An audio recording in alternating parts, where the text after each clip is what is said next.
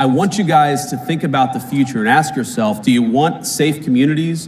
Do you want a prosperous life? Do you want to be able to work a good job? Or do you want that job shipped off to China or somewhere else?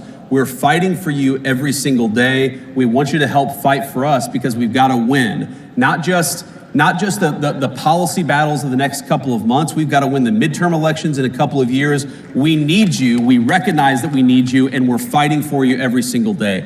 And I think, you asked me, my message to young men is, I think that our culture sends a message to young men that you should suppress every masculine urge.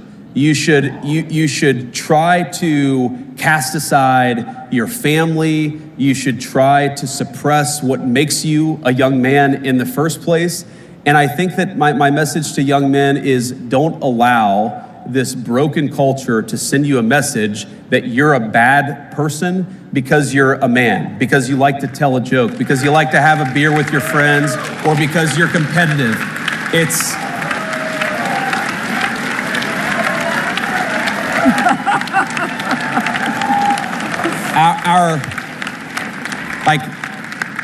our message, the cultural message, and I think the president's and mine is the exact opposite, but our cultural message is, I think that it wants to turn everybody, into, whether male or female, into androgynous idiots who think the same, talk the same, and act the same. We actually think God made male and female for a purpose, and we want you guys to thrive as young men and as young women, and we're going to help with our public policy to make it possible to do that. And by the way, I actually think, Mercedes, this is the thing that President Trump, this is why the media went after him so hard, is because, when I think about, like, what is the essence of masculinity? You could answer this in so many different ways, but when I think about me and my guy friends, we really like to tell jokes to one another. Like, we like to laugh. You think of all the movies that were really popular. Are you saying you're pretty funny? I try to be. Okay, President Trump, who's funnier? Who's funnier? President Trump. All right, there you go. Let's be honest. There you go. He's got the best sense of humor of any American political figure. But I think this is why young men in particular are so, they're so inspired by President Trump, is because he doesn't allow the media to tell him he can't make a joke or he can't have an original thought. President Trump just says what's on his mind. That's a damn good thing, and it's a good example to set for young men in American culture. I always tell my 5 daughters, so I don't have any sons, but Matt and I, we have 5 beautiful daughters, and I always say, the most important decision you'll ever make is who you marry. That's right. Always who you marry. And you made a very important decision in marrying Usha. I did. I'm married up. She is a beautiful second lady, and I want to know, what is the let me piggyback on what he said, because I think the message that he sent was it struck home for me personally because of the attacks that men have been receiving around the world.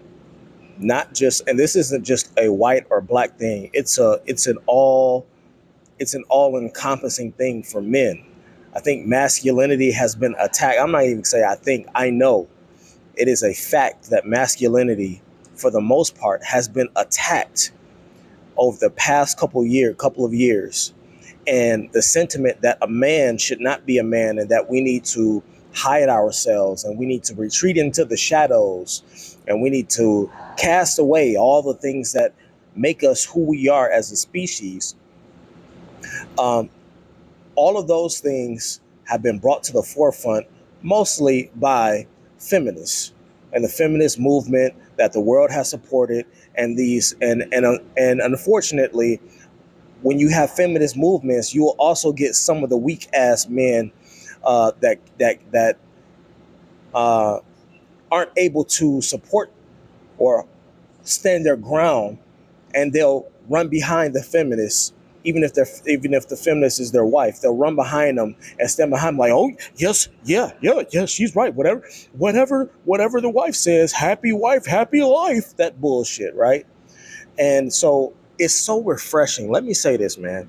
It is so goddamn refreshing to see not only that the adults are back in control, But to see a man make a statement on national, in front of the world on national television that, listen, fuck what they're telling you.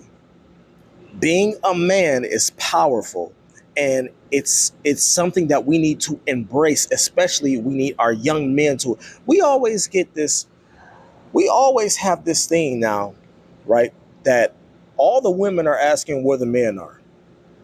They're asking where the men are, but at the same token, they're also emasculating our young boys, our young would-be men. You're emasculating young men, but you want more grown men in your presence. You want strong, sturdy men who are able to stand on their own and get shit done. It doesn't work. You can't have it both ways. And it's really mind-boggling to me how, and especially I gotta talk about the sisters in our community, the black women. It's mind-boggling me for you all to support the gay rights movement and the trans movement, and then tomorrow you'll come back and ask, where are all the men at? Motherfucker, you was just hanging out with one, but instead of him being a masculine man, you was too busy supporting him wearing your skirt, wearing your wigs, trying on different nail paints and extending. You see what I'm saying?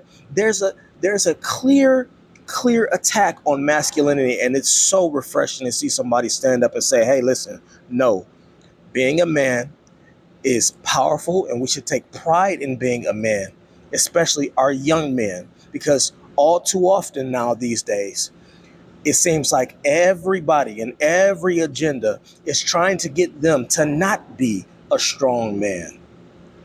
So I think it's important to talk about it, and going forward, I'm just so it's so refreshing, y'all. It's so refreshing to see an adult man who is not afraid. You know what I saw? Let me tell you. Let me share with y'all what I saw. I started watching a documentary. And I can't remember what it's called. It's on Hulu, and it's about this mother. Somebody will name it in the comments. One of y'all, and it's about this mother, right? This mother starts a YouTube channel, and because she's a narcissist herself, it's a white woman. Because she's a narcissist and she can't really get over herself, and she's not getting the attention from the rest of the world that she wants, she starts this YouTube channel that is based on her life and her kids, right? It's called 8 Passengers. A lot of you may already know of what I'm talking about, but there's a documentary on this 8 Passengers family. And the first thing that they talk about, because eventually this woman ended up getting exposed for abusing her fucking children, right? But eventually what they start off talking about in the beginning of the documentary, because I haven't finished it, but in the beginning they start talking about, and they interview the husband. And the husband was basically saying how he was a victim, that he married his wife, and for the most part, the entire time, his wife had his balls in a plastic bag walking around with him, because he never had his manhood in front of him to say, you need to sit the fuck down and shut the fuck up. What are you talking about? This is not the way we're going to lead a family. This is not the way we're going to teach and lead our family into this life of destruction and beauty pageantry and all this bullshit that you want to put on them. But see, that's what happens when you don't get men, when you marry weak men. There's a lot of women that want to marry weak men. Yes, men. A lot of women want yes men. Men that they can just tell to do whatever, and then they do it because at the end of it, they're dangling pussy over their heads. No. Nope. We don't do that. That's not what a man is. That's not what a man is. You're not gonna dangle some coochie or some box in front of me and then try to hold that against me and then to get me to do what it is that you want.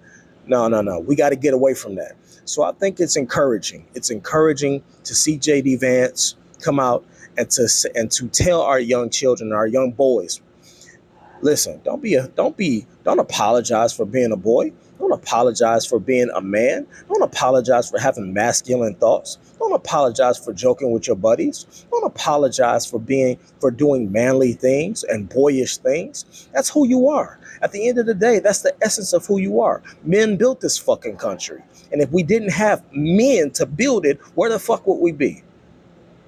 But y'all let me know what y'all think down in the comments. I could go on and talk about this for another hour and a half, but we gonna spare y'all for the night, right? Anyway, y'all let me know what y'all think, and I'll see y'all on the next one later, y'all.